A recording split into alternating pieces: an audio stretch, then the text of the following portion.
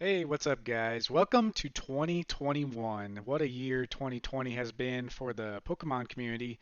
And just wanted to do another episode of PokeTalk. This is my first solo show.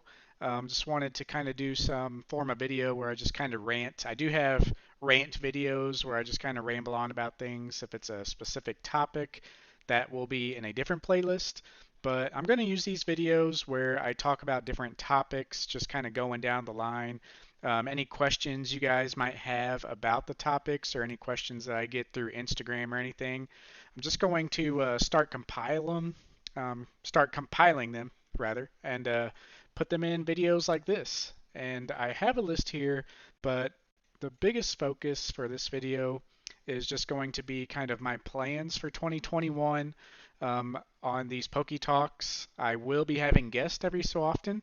I do want to focus on some smaller creators or smaller people in the community and get more of a scene that way. Just kind of expose some people who aren't necessarily making videos or, just the smaller guys you don't see every day. And I want to kind of branch out through Instagram or Facebook or YouTube for that.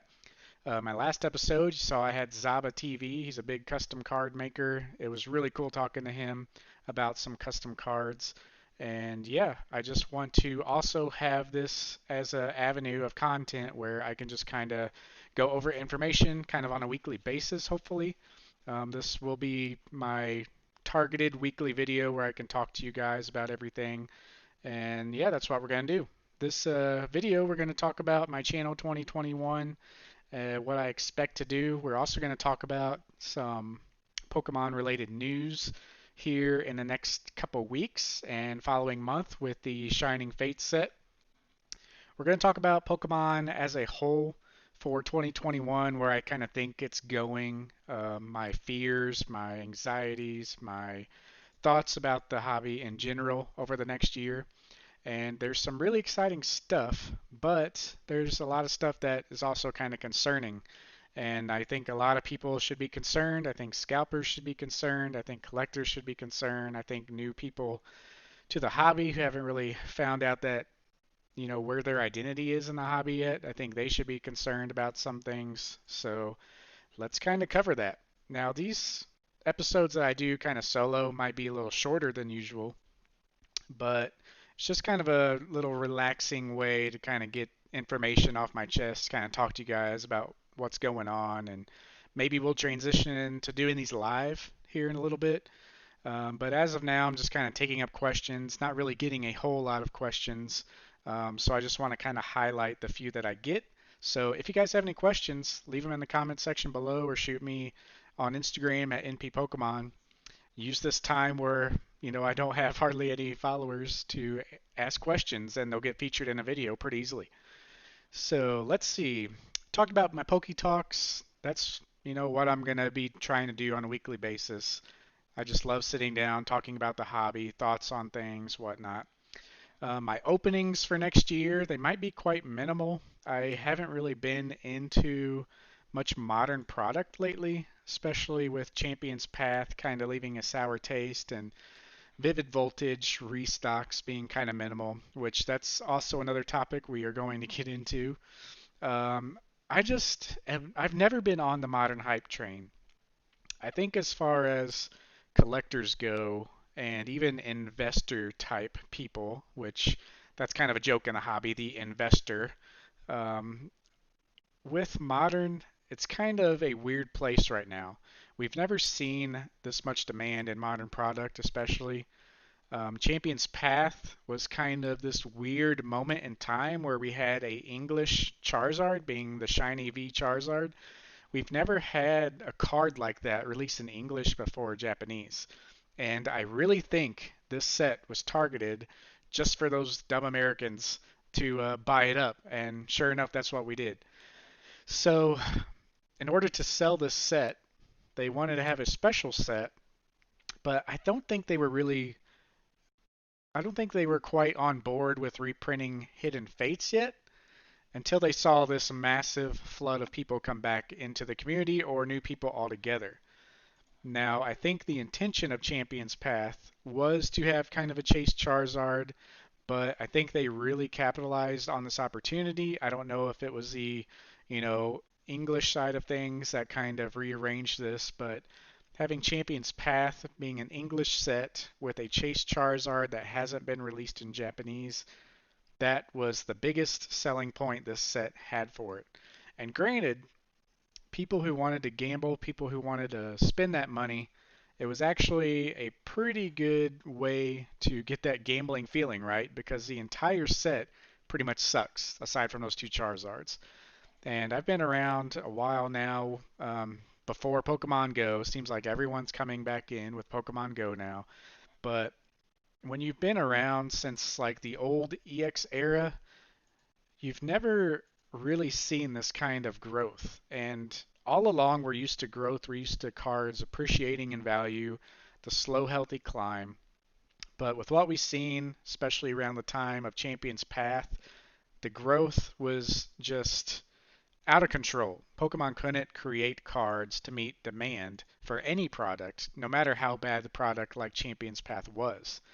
Granted, those people who opened that Charizard, the feeling was real and it was so cool to have that Charizard, but people who opened multiple ETBs, they're not getting anything cool, nothing that you can connect with. It's just really frustrating for new people coming in to, rather, it's rather frustrating for people who've been here a while. Let me just put it that way. The people coming in, it's frustrating too because they're expecting to get something cool. And Champion's Path could have even turned people away from the hobby. They got back in, they saw Champion's Path as their introduction set, and they just weren't impressed. They could have very well got into Pokemon and got out as quick as they came in. So that's one downside. And Pokemon knows that Champion's Path just kind of sucked. And that's where I want to get into why it might be dangerous for scalpers. So if you look at all this product, Pokemon is printing product to demand, especially a set that came out this year, being Champion's Path. They're going to print that thing into oblivion until the demand goes down. Now, I think what we have is some false sense of demand because of all the scalpers. These scalpers are going into Walmart, seeing that they've restocked Champion's Path, scooping up everything they possibly can, and calling their friends, buying stuff for them, basically buying up everything possible, and they're reselling it. So what that does, that shows the sales numbers of a sold out product, but it's being sold on the secondary market, which very well might sell. As we saw in the beginning, boxes were going for $70, $80 rather quickly. They kind of jumped up there for a bit in the hype of all things. Now they're back down to about 60 or 70. And that's with all the restocks. Pokemon's just pumping it out. They see all this demand. By the way, they hate the secondary market. That's been a couple reasons of their recent decisions to end staff promos, I believe. If you don't know what I'm talking about, they've ended the staff promos for pre-releases, any pre-releases coming out. So they absolutely hate that. They want everyone to be involved. When it comes down to it, they're a card game for young kids. They want the kids to have access to all these cards. They want these new sets to be so available anyone can go and buy a booster pack for at least like a year or two after the set's released. That's the idea, and that's what we've seen year after year with Pokemon. Even with Hidden Fates, before all this happened, Hidden Fates was the biggest set for a long time in Pokemon's history. And what we saw with that, we just saw reprint after reprint. It's still not enough, but we saw the ETBs come back, tins come back again, and now ETBs are coming back again. So they know the demand's there. And I think what they're seeing now with Champion's Path is that the demand is starting to die down. They're realizing a lot of the market is the scalpers, and it might be falsifying their data. So, with that, we're seeing more Hidden Fates. Basically, weekly restocks of Hidden Fates are rolling out, and I think this is going to be the new norm until Shining Fates comes out. I think maybe Champion's Path might be phased out when Shining Fates released, and maybe you'll see Hidden Fates and Shining Fates together. But I think it would make sense from a business standpoint to have more of a Champion's Path and Hidden Fates rotation until Shining Fates comes out. And that moves into a whole nother topic about the 25th anniversary this year. What is this going to do to the Pokemon market?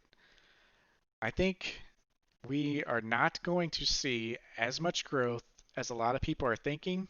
However, I think the current numbers right now, as far as the size of the community, are undervalued. I believe Pokemon this year has just imploded and then exploded on itself. Multiple factors. Just everyone is just throwing in money to Pokemon, selling cards, getting money out of Pokemon. It's just a cluster all around, right? I think the amount of people that this has affected as a whole is not yet represented because of all this supply and demand issue we're having. Distributors are straight up shutting down people from applying to their business, um, just because they've had so many people apply for distribution services with Pokemon. So many people are starting businesses that probably shouldn't be starting businesses just because of the Pokemon hype in the last months. The market is still great. Everyone's having fun when the market's up, but there are downtimes. There's downturns. There's stability. I mean, even going back through the early EX era, that was probably one of the worst times to be in Pokemon. Maybe not as a collector because everything was cheap. We really didn't realize how cheap things were. Those were just the prices. I remember thinking that I'd never have the crystal cards from Aquapolis or Skyridge because to buy them all it would cost like $300. And I had so many other goals at the time. I'm like, I can't put $300 into these cards. And that being said, you're not going to find a single one of those under $300 today. And I had to pay up for them. But we just didn't know the prices back then. We didn't know how good we had it. You know, Hindsight's 2020, literally now, being 2021. But yeah, I don't know, it's just so weird to see that much demand. We're seeing everyone, families getting into Pokemon. Granted, if all these cards were available to buy, who knows? Even more kids. All these kids are hearing about people they look up to, whether that's Logan Paul or someone else on YouTube. They hear Justin Bieber having cards now. Just all these influencers are named appropriately because they have direct influence on younger generations. I mean, just look at what the Logan Paul video did. There's no denying that video just threw the hobby to insane levels. So, what I'm getting at with the older sets, though, we just had steady growth over the years and then exponential growth, 10 times, 20 times, just skyrocket. There's no way that's sustainable, right? So obviously there's a natural pullback, which we're already seeing in some base set cards. But I think the numbers still are low compared to like what we're seeing, compared to like what there actually is. I think the Pokemon universe is just so huge. There's a ton of Pokemon Go events happening, a lot of exciting stuff around the holidays. A lot of people in Pokemon Go get back into it during these events and then they branch out elsewhere. There's just so much to that. And I don't think the Pokemon Company really was expecting this. I mean, who was? So that's the biggest thing I'm watching next year is are we going to see the shelves kind of be as empty as we've seen the last few months in 2021? And I really think we are, unfortunately. I think it's going to be at least until this time next year where we might start seeing a turnaround. We have Shining Fates. Going into Shining Fates, we're going to have one of the craziest markets for a modern product to date. Everyone and their mother is going to be trying to get Shining Fates, and I really think behind the scenes that they're just pumping out Champion's Path, Hidden Fates as much as they can just to kind of satisfy or push people back enough to get ready for Shining Fates. I think they're going to have much more product in Shining Fates, but I still don't think it's going to meet demand. And the set after that, these battle styles, I'm not really a fan of those. I don't know if you guys seen that, but we're already getting some leaks of the Battle Styles set coming after Shiny Star V in Japan. I really don't think that set is going to do it. I mean, it really shakes up the gameplay of the TCG quite a bit, but how many people is really playing the TCG right now? We're in the middle of the pandemic. We still will be in the middle of a pandemic in 2 months, unfortunately. Sorry for all you guys who are hopeful for the vaccine. It's going to take at least through summer to have some type of movement from this thing. And it's just not looking good. I mean, how many people are really playing the TCG enough to have battle styles? And even though it's nice to have a focus on different types of Pokemon, I see Tyranitar from the leaks being the big featured card so far. It's going to be very interesting to see how the public handles a main set that might be kind of like Champion's Path. I think the first month might be crazy, but I think we're going to die out through the summertime. So maybe we'll start seeing boxes and start seeing supply kind of catch up to a little demand. But I think the main focus is still going to be Shining Fates. Even with Battle Styles coming out, they're still going to be pumping Shining Fates out at least until Christmas next year. This time next year, basically. Into 2022, they're going to be pumping out Shining Fates. So that's where the most demand is. And Shining Fates is going to be the special set of next year. It is not our anniversary set. So when we get into the fall and start seeing this anniversary set, it is going to be interesting how they go about that. I mean, they're going to have Shining Fates as a special set. They're going to be restocking that throughout the year. Pokemon's model tends to be in waves now. So I think we're just going to continuously see waves all throughout the year. And next year's anniversary set, which we really don't know much about at all right now, is going to be really interesting. That might be what takes Pokemon to the next level. And going back to the size of the community, I don't think the numbers really represent how many people there are. When that anniversary set comes out, if they figure out these production and supply issues and kind of more accurately gauge the market with how much to produce, that set is going to be on a whole new level. We have Vivid Voltage that's on a new level than any other set has been before. We're just now starting to see that kind of catch up with demand. People will scratch that itch of the first month. But this, if they nail this right, like they did Evolutions with the original artwork, some people are thinking we're going to Gen 2. Some people speculate we might see Jungle and Fossil reprints in the Evolutions 2 set. I think it's going to be a set kind of like Generations, focused on Gen 1 Pokemon with some shiny or secret rare Pokemon that's reprints in the OG sets, spreading across multiple WotC sets. That's what I could predict comfortably. I don't think they're going to jump to Gen 2 without including more of Gen 1 also, but I could see them doing a nice little blend of all the cards, or just something totally different anyway, and just do anniversary releases throughout the year. I think when everything's kind of slowed down in the summer, and Battle Styles is out, maybe they're caught up with demand from Battle Styles and still pumping out Shining Fates. I think we're going to see a lot of products releasing on the Pokemon Center that are anniversary specific. This is how we saw the Mario Pikachus come out. This is how we saw, the Team Rocket box. We're going to see a lot of stuff like that next year. So that might be the biggest focus going forward. And speaking of stuff on the Pokemon Center, we still haven't seen the special delivery Charizard. So who knows? I think that was supposed to be a December thing, but they just could not anticipate this demand that they had, especially when they released the special delivery Pikachu. So that's what I'm thinking with that. So let's kind of see what some other topics we have. So yeah, I just had little notes that Pokemon will print to demand, seeing that with hitting Fates now, nothing is safe from the reprint. And I say nothing is safe, but you have to consider like going back within the next 2 years what the most popular set is that makes sense to reprint. Like, of course, they might not skip over Hidden Fates and reprint Shining Legends, or they might not skip back and reprint Evolutions, but who knows? They could reprint Evolutions for some side products for the anniversary set. We never know. So be careful with that, guys. If you're investing in a lot of these nostalgia specific sets, a lot of people want them. There's a lot of demand, and Pokemon is there just to print cardboard to demand.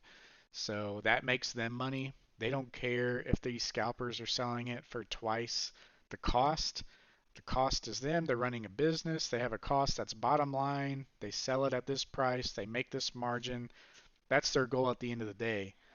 And right now, their margins haven't changed. Their products have just been pumping up, been flying off the shelves, so they're printing more. They're getting those margins, they're just getting more of them. And that's what they continue to do. As long as these scalpers are buying up all this product, they're going to print more. So patience is the biggest thing if you're truly a collector in this modern product. Um, and that's, I have a note here, even scalpers possibly hurting themselves because I'm seeing that now.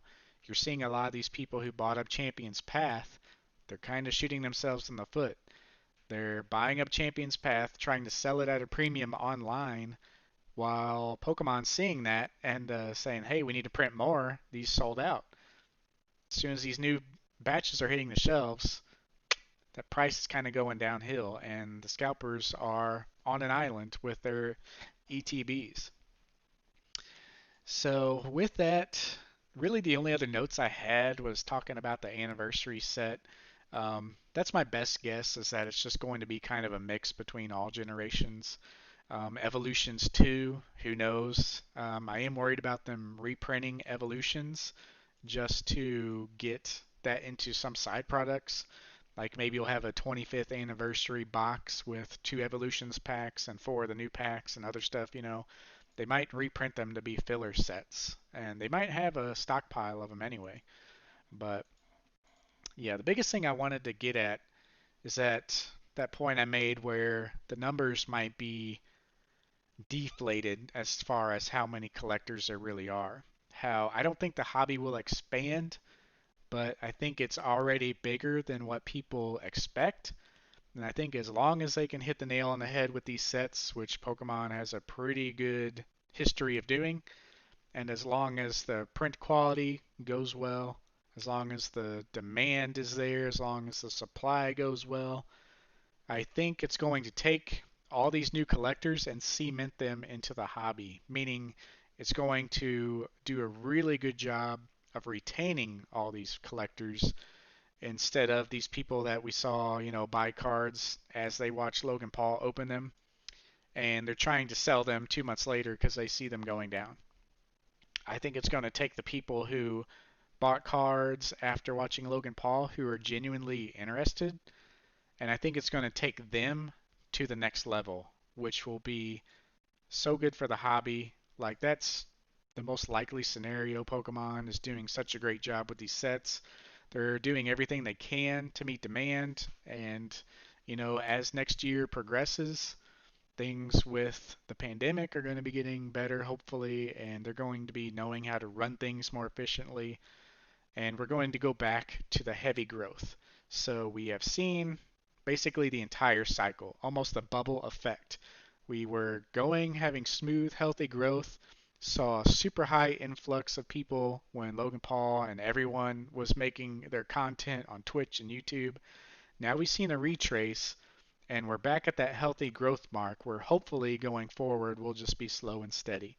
So there's always a sell-off in markets like this. There's always steady growth hidden underneath.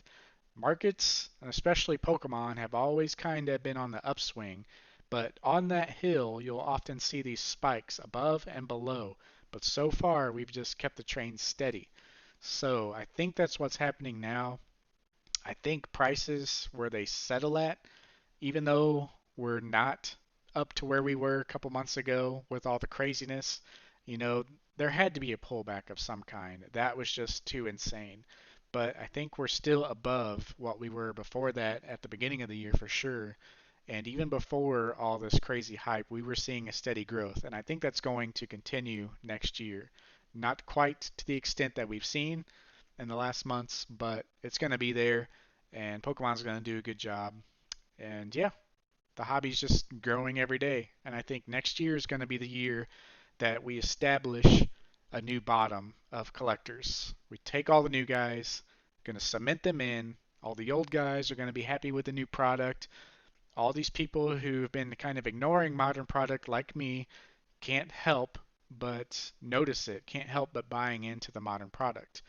If you look behind me, I don't know if you can see, but yeah, there's a Vivid Voltage ETB back there. I can't get my directions right, but there's a Vivid Voltage ETB back there. I wouldn't even have thought about buying a modern ETB, 3, 4 months ago.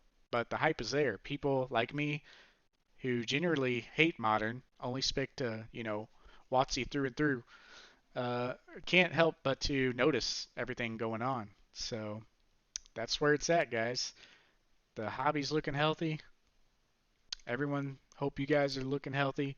If you guys like this form of video, be sure to like and subscribe and leave a comment below. What are some questions you have going into 2021? And maybe I'll be doing these every week with a guest or without a guest. I'll always be answering some questions. So let me know what you guys think. And yeah, leave those questions below. We'll see you next time. Peace.